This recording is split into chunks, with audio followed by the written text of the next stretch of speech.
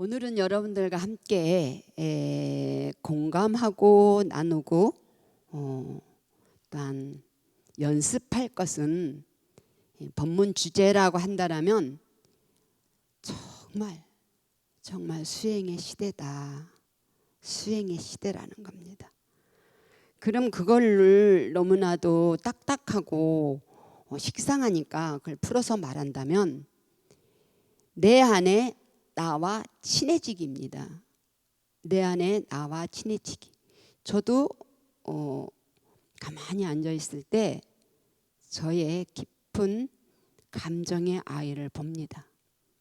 감정의 아이를. 그래서 우리가 이런 말 하잖아요. 너 지금 떨고 있니? 이라고 하잖아요. 감정의 깊은 아이를 보면서 될 수 있는 대로 휴식하고 될 수 있는 대로 고요하고 될 수 있는 대로 중심에 이르는 그 에너지를 여러분들과 나누고 싶은 겁니다. 그래서 수행의 시대다. 내 안에 나와 친해지기라고 했을 때 우리는 부처님의 제자고 부처님을 닮아가야 되고 또 부처님 법을 펴야 되고 다음 생에도 부처님 나라에 태어나고 부처님이 되고자 하는 겁니다. 라고 했을 때 우리는 부처님 말씀을 새겨야 됩니다. 그리고 그것을 그냥 이 지식으로 생각으로 흘려보내는 게 아니라 진짜로 내 몸에 그걸 새기면 부처님을 느낄 수 있습니다. 아, 부처님도 부처님 당시 때 이렇게 하셨겠구나 라고 굉장히 동일시가 됩니다. 그러면 엄청 부처님에 감사합니다. 부처님이 감사하고 그런 부처님의 감사함이 생기면 많은 사람들이 항상 그렇지는 않습니다. 많은 사람들이 소중하고 많은 사람들이 측은심이 가고 많은 사람들을 사랑할 수가 있고 옆에 사람에게 정말 중요함이 깃들어집니다. 그래서 이런 거는 쉽게 할 수 있어요. 일체 중생이 고통에서 벗어나기를 기원합니다. 이 나라 국민들이 다 행복하기를 바랍니다. 이거 할 수 있어요. 근데 안방 친구, 가족들, 내 가까이 있는 사람에게 행복감을 주기는 쉽지 않아요. 왜냐? 실질적으로 배려를 하고 행복감을 준다라는 건 내 노력이, 행동이, 말이 또 손으로 모든 것들이 깃들어지지 않으면 안 됩니다. 그래서 부처님께서 법구경에 많은 경전이 있는데 본래 이제 화엄경이나 원각경이나 금강경은 좀 달라요. 이런 경전은 거의가 부처님이 깨달은 뒤에 대승경전을 말씀해 놓으신 거기 때문에 굉장히 우리가 피부로 닿기는 쉽지 않습니다. 그러나 법구경이나 또 슈파니사타 그런 경전이나 전생담이나 또 아함경 이런 것들은 초기 경전 또한 근본 경전 이런 차원에서 우리가 쉽게 접할 수가 있습니다. 그랬을 때 부처님께서 늘 하시는 말씀입니다. 마음에 좋고 싫고를 따지지 마라. 우리가 태어났을 때 부모로부터 야 좋고 싫은 거 따지지 마. 그냥 잘 지내고 너가 이 세상 태어난 자체가 굉장히 행복한 거고 너는 나에게 충분한 효자 효녀가 됐고 너는 모든 거를 완벽하게 갖춰줬어. 너가 행복하고 너가 행복하면 타인에게 행복을 줄 수 있어. 이런 소리를 듣고 켰다라면 우리는 가치관이 다릅니다. 이런 소리 다 압니다. 마음에 좋고 싫고를 따지지 마라. 왜? 그렇게 해보니까 좋은 것에서부터 슬픔이 생기고 근심이 생기고 속박이 생기더라라는 거예요. 그리고 싫은 것을 내가 자꾸만 싫어 밀어내니까 거기에서부터 화가 생기고 원망이 생기고 복수심이 생기더라라는 거예요. 그래서 부처님이 그러셨잖아요. 좋은 사람을 가지려 하니 못 만나서 괴롭고 또한 싫은 사람은 내가 밀어내고 싶지만 같이 해서 괴롭더라. 그래서 8고 중에 8가지 고통 중에 제일 앞에가 애별이고입니다. 그리고 원정해고입니다. 싫어하는 사람까지 만나서 살아야 된다라는 원정해고입니다. 8가지 고통 중에서 그 다음에 쭉 나오죠. 그래서 부처님께서 수행자들이요, 버탈 짝이 없다라면, 도를 탁마할 버탈 짝이 없다라면 차라리 물수의 풀처럼 혼자서 가라 라고 했거든요. 그랬을 때에 우리는 내가 진정으로 싫고 좋고를 조금이라도 의식적으로 길들이려고 하면 그걸 쫓아가는 건 막 사는 거죠. 내 육신의 감정에 따라 막 사는 거예요. 조금이라도 의식적으로 내가 노력을 한다라면 내 안에 나와 친해지는 연습을 하는 겁니다. 얼마나 내 안에 나의 감정아이가 얼마나 많은지 모릅니다. 84,000가지가 있다고 해도 과언이 아닙니다. 일념지간에 3,000가지 생각을 한다니까.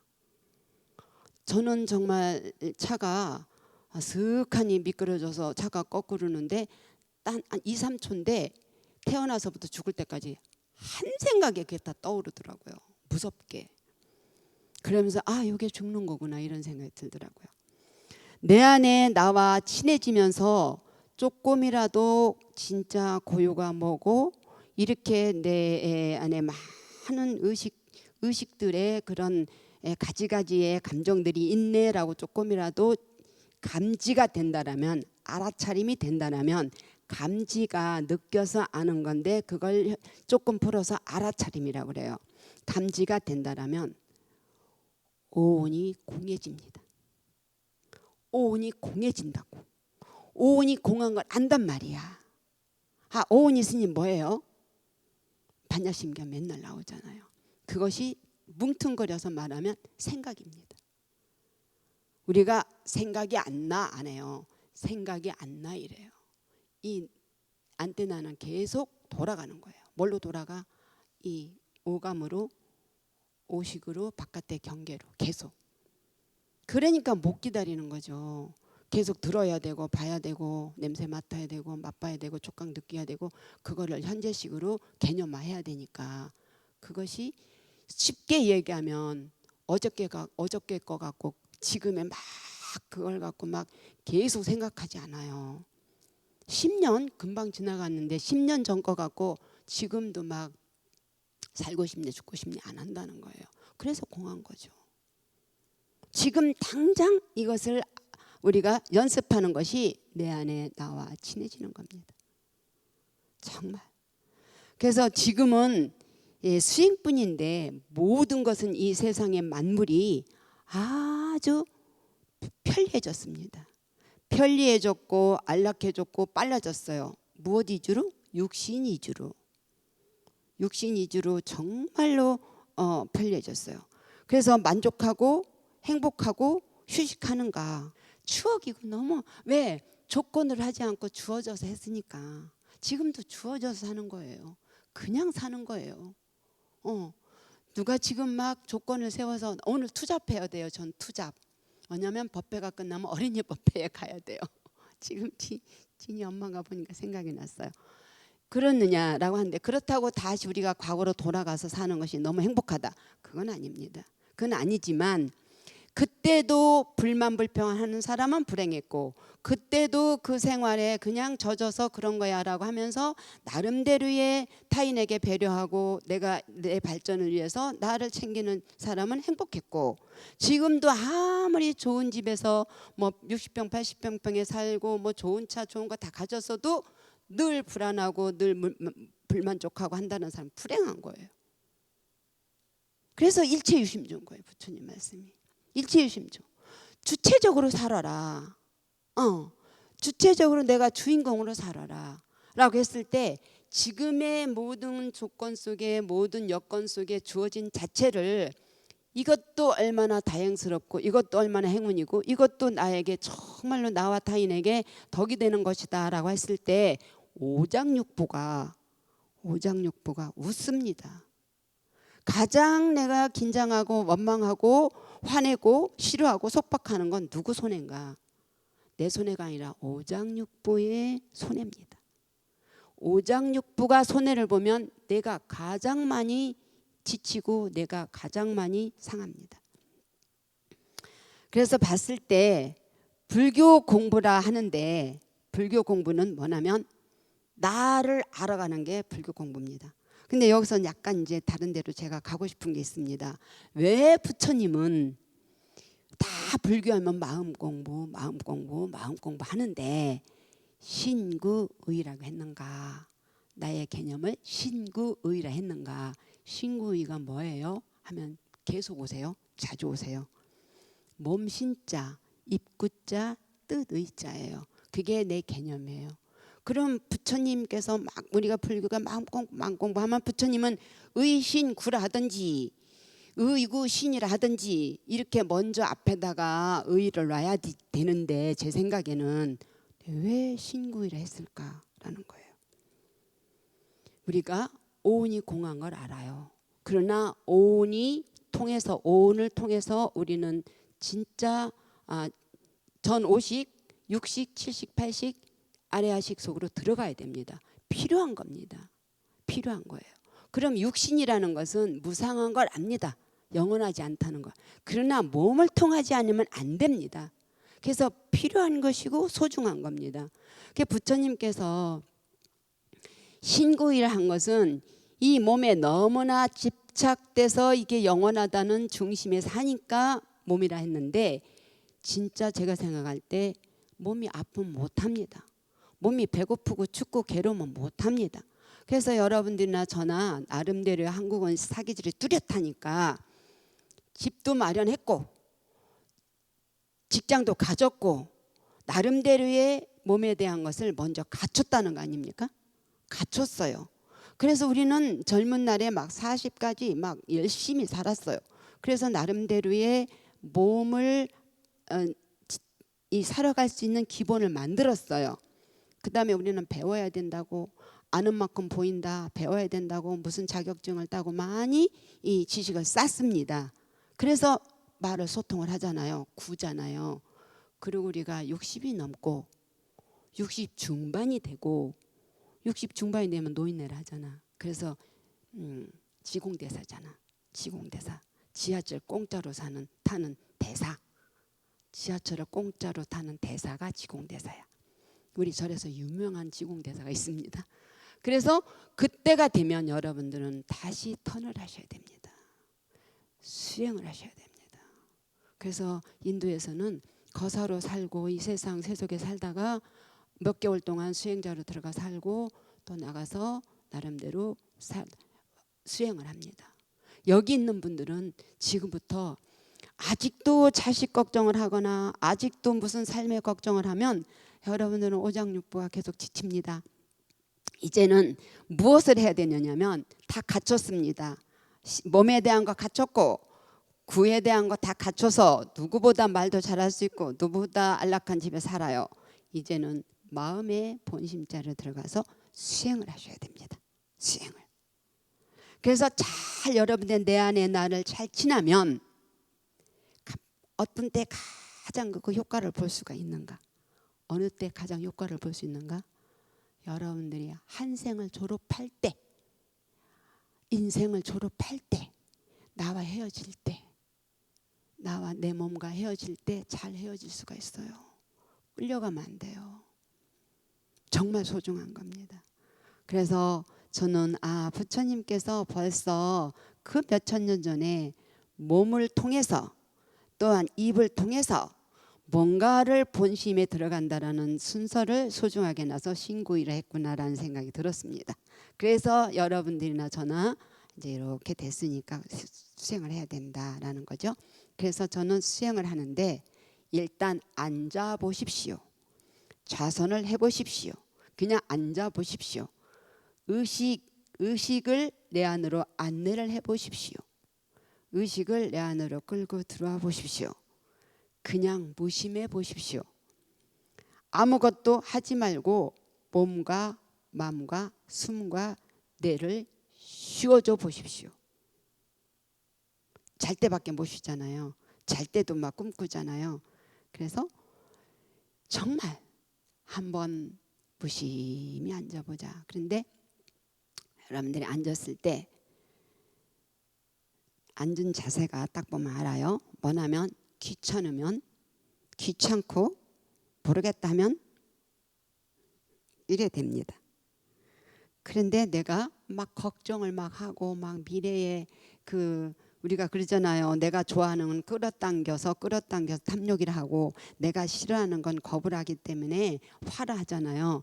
계속 당기고 밀고 미래로 갔다가 과거로 갔다 과거에 가서 화딱지 나고 미래로 가서 불안하면 도거가 됩니다.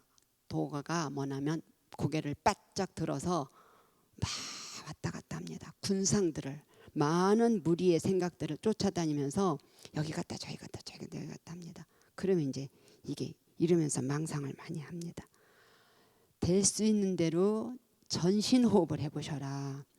전신호흡을 해보시고 내 의식을 한번 깊숙하게 내 안으로 데려가서 오장육부도 간해보고 애썼다 미안하다 혹사시켜서 함부로 해서 미안하다라는 자기 내면 오장육부와 대화를 해보자라는 겁니다. 끝으로 제가 같다라는 시를 같구나라는 시를 줬습니다.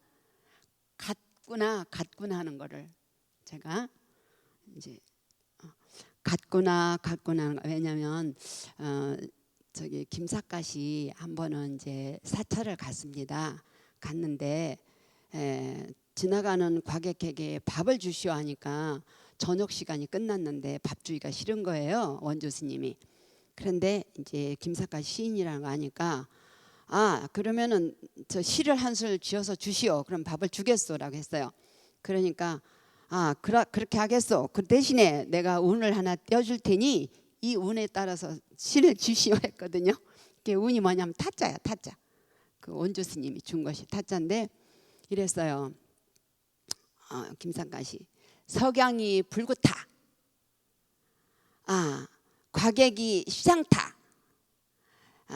절직귀동 불구타. 이제 딱 불구게 해놨으니까 이절인심 고약타 했거든요. 그래서 밥을 못 얻어 먹었어요. 밥을 못 얻어 먹고 김삿갓이 떡하니 마을에 가서 있으면서 그랬어요. 산심, 객수심, 이게 월백, 설백, 천지백, 달도 하얗고 달빛도 하얗고 눈도 하얗구나. 월백, 설백, 천지백, 천지가 다 하얗구나. 산심야심, 산도 깊고 밤도 깊은데 객수심이라 개의 마음도 또한 근심이 깊구나라고 했거든요. 그래서 이제 제가 오늘 이렇게 문밖을 보면서 낙엽이 떨어져서 엊그제 좀 비가 왔는지 촉촉히 젖은 걸 보면서 같구나라는 걸 제가 줬습니다. 이거 읽고 내려가겠습니다. 만추의 늦은 밤. 저는 운은 못 띱니다. 같구나. 만추의 늦은 밤. 금잔디에 부딪히는 빗방울 푸시럭 소리가 심야에 어느 노학자가 책장을 넘기는 소리와 같구나. 세월을 짊어진 시계 초침 소리 무게가 해안 언덕 늙은 소나무 코달픈 몸무게와 같구나. 삶에 무심하여 고이 잠든 아이 숨결이 삶을 초월하여 선정에 든 도인 숨결과 같구나. 그대 그곳에 있음이 나 여기 있음이 부처님 두 팔 안에 있음이 같구나. 여러분들이 계셔서 우주는 완벽합니다. 여러분들은 부처님입니다. 감사합니다.